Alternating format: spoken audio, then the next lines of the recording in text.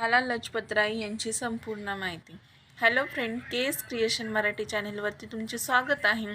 आज आपण बघणार आहोत लाला लजपतराय यांची संपूर्ण माहिती.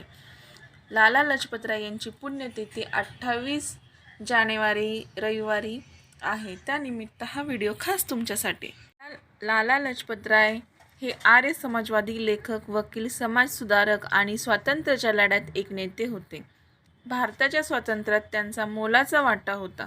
ब्रिटिश अधिकाऱ्याविरुद्ध जबरदस्त विधाने करण्याव्यतिरिक्त लालाजींनी त्यांच्या देशभक्तीसाठी पंजाब केसरी आणि पंजाब सिंह अशी टोपण नावे मिळवली. लालाजींनी ब्रिटिश अधिकाऱ्यांच्या सत्तेचा पराभव केला. लाला लजपतराय यांचा जन्म 28 जानेवारी 1865 रोजी. लाला लजपत राय यांचा जन्म पंजाबमधील मोगा येथे एका सामान्य कुटुंबात झाला. त्यांचे वडील लाला राधाकृष्ण हे शिक्षक होते. याचा परिणाम लजपतराय यांच्यावरही झाला. त्यांनी लहानपणापासूनच शैक्षणिकदृष्ट्या उत्कृष्ट कामगिरी केली आणि शाळा पूर्ण केल्यानंतर ते सक्रियतेकडे वळाले. त्यांनी वकील म्हणून उत्कृष्ट कामगिरी केली आणि काही काळ वकील म्हणून काम केले. परंतु या क्रियाकलापाने त्यांचे डोके त्वरित अस्वस्थ केले.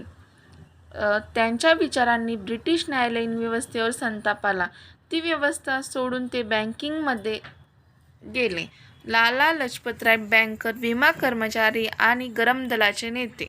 स्वतःच्या उदरनिर्वाहासाठी त्यांनी वित्तपुरवठा पुन्हा केला. त्यांनी हे आव्हान म्हणून पाहिले आणि त्यावेळी भारतात बँकांना विशेष पसंत नसतानाही पंजाब नॅशनल बँक आणि लक्ष्मी इन्शुरन्स कंपनीची स्थापना केली. मात्र त्यांनी काँग्रेसच्या माध्यमातून इंग्रजांशी लढा दिला. त्यांच्या होट व्यक्तिमत्वाने आणि धाडसीपणामुळे त्यांना पंजाब केसरीचे नाव मिळाले. बाळ गंगाधर टिळकांनंतर संपूर्ण स्वराज्याचा शोध घेणारे ते पहिले नेते होते. ते पंजाबमधील सर्वाधिक लोकप्रिय नेते बनले. लाला लजपतराय आर्य समाज आणि DAV स्वातंत्र्यासाठी उत्कट समर्थक असण्यासोबतच लालाजींनी भारतातील वेगाने वाढणाऱ्या आर्य समाजाच्या चळवळीलाही पाठिंबा दिला. महर्षी दयानंद सरस्वती यांच्यासोबत या चळवळीचा विस्तार करण्याचे काम त्यांनी त्वरित सुरू केले. आर्य समाज वेदाकडे परत जाण्याचे आवाहन करत असे आणि भारतीय हिंदू समाजात पसरलेल्या हानिकारक रूढी आणि धार्मिक अंधश्रद्धेवर टीका करत असे.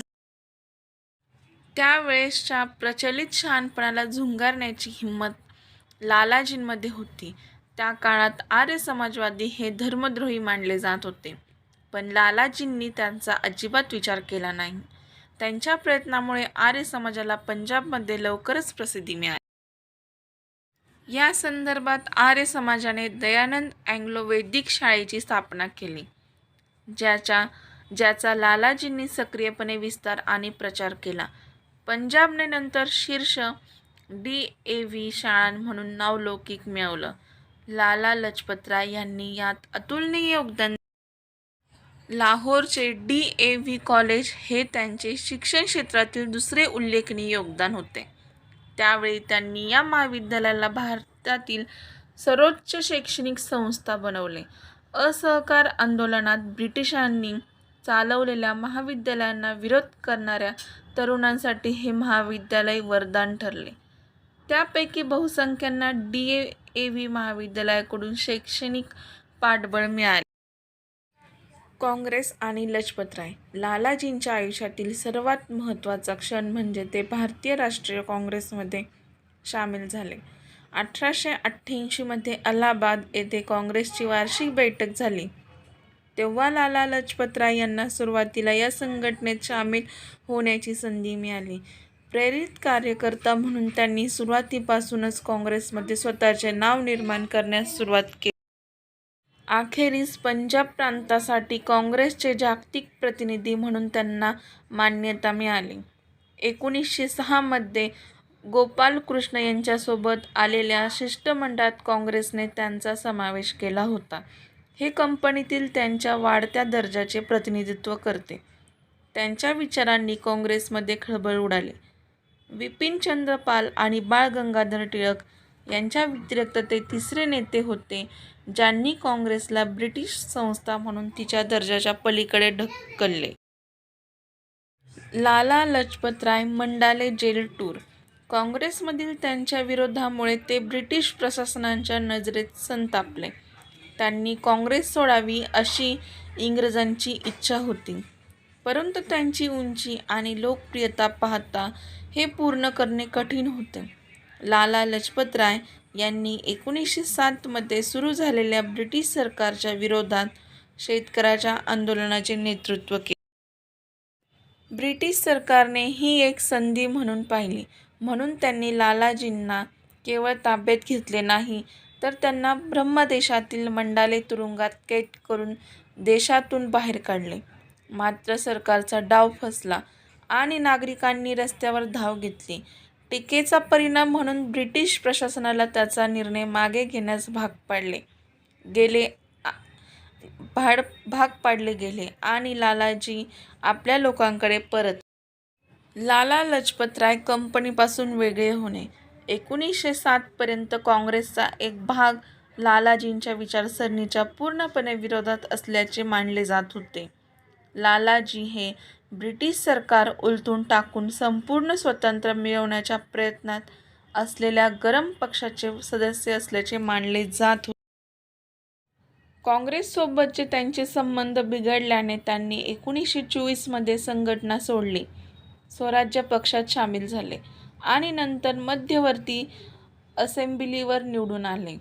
पुन्हा त्यांनी त्वरित शांतता गमावली, राष्ट्रवादी पक्ष सुरू केला आणि विधानसभेत पुन्हा प्रवेश केला. लाला लजपतराय यांचे नाव सायमन गो बॅक आणि दुःखद मृत्यू. सायमन कमिशनला विरोध करण्याचा गांधीजींचा निर्णय जेव्हा भारतीयांशी बोलण्यासाठी आला, तेव्हा देशाच्या स्वातंत्र्याच्या शोधात एक महत्त्वपूर्ण वळण आले. सायमन कमिशनने जिथे जिथे भेट दिली तिथे सायमन गो बॅक असा जयघोष करण्यात आला. 30 ऑक्टोबर 1928 रोजी जेव्हा समिती लाहोरमध्ये आली, तेव्हा लाला लजपतराय यांच्या नेतृत्वाखाली एक मेळावा सायमन गो बॅकचा. त्यानंतर ब्रिटिश पोलिसांनी त्यांच्यावर लाथाने हल्ला केला आणि एका तरुण इंग्रज अधिकाऱ्याने लालाजींच्या डोक्यात जोरदार प्रहार केला. माझ्या शरीरावरील प्रत्येक काठी ब्रिटिश साम्राज्याच्या शवपेटीतील खिळ्याप्रमाणे काम करेल, असे लालाजींनी घोषित. लाला लजपतराय यांच्या डोक्याला दुखापत झाल्याने मृत्यू झाला. त्यांच्या निधनाने संपूर्ण देशात खळबळ उडाली. या संतापामुळे भगतसिंह, शिवराज, राजगुरू आणि सुखदेव थापर यांनी इंग्रज पोलीस अधिकारी सॉन्डर्स याची हत्या केली, ज्यांनी नंतर स्वतःला फाशी दिली. लाला लजपतराय हे भारताच्या स्वातंत्र्यसैनिकांपैकी एक होते, ज्यांनी देशासाठी सर्वस्व अर्पण केले. असंख्य आव्हाने आणि संघर्षांनी भरलेली त्यांची कथा भावी पिढीसाठी युगानुयुगे सांगितली आणि ऐकली जाईल. जर तुम्हाला माहिती आवडली असेल तर चॅनलला लाईक आणि सबस्क्राईब नक्की करा. थँक्यू.